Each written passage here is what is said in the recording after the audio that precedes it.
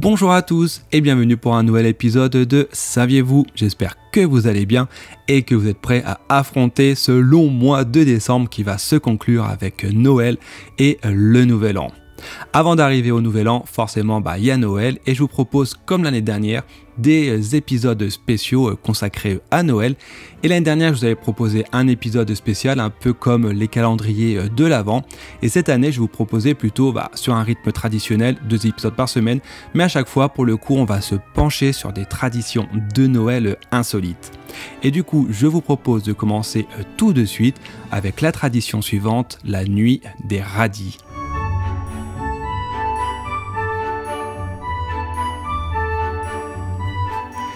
Si la nuit des radis ne vous parle pas, ça tombe bien, vous êtes au bon endroit. Et avant de découvrir ce qu'il en retourne, si vous n'êtes pas encore abonné, excusez-moi, j'ai bugué, si vous n'êtes pas encore abonné, n'hésitez pas à le faire dès à présent, c'est totalement gratuit.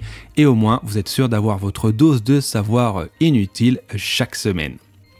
Du coup, comme je disais, pour cette première tradition, je vous propose de nous envoler au Mexique pour découvrir la Noche de los Rabanos, que l'on traduit en français par la nuit des radis.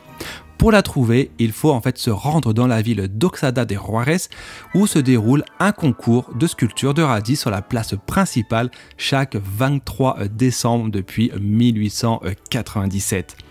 Ainsi, chaque participant doit sculpter des radis qui représentent le plus souvent des scènes de la nativité, la faune locale ou bien encore la flore.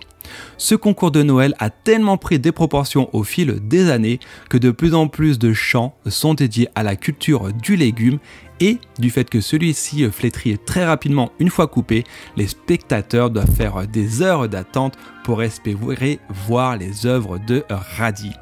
Et vous, est-ce que vous seriez tenté de découvrir cette tradition insolite? N'hésitez pas à me le dire en commentaire ou alors à me le dire en message via mon email. Et voilà, c'était la première tradition insolite de Noël. Je vous retrouve au prochain épisode pour découvrir la deuxième tradition insolite de Noël. Spoiler alert, ça sera en Ukraine.